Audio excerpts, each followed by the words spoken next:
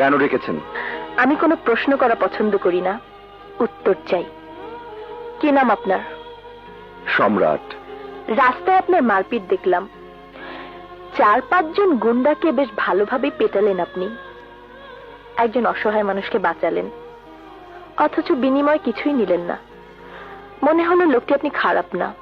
কি করেন? যা দেখেছেন তাই করি। মানে? মানে মারামারি, গুন্ডামি, এসবই এখন আমার কাজ। কত উপার্জন হয়? ঠিক নেই, বেশ কজন মিলে করি তো, ভাগে যা পাই কোনো রকমে চলে যায়।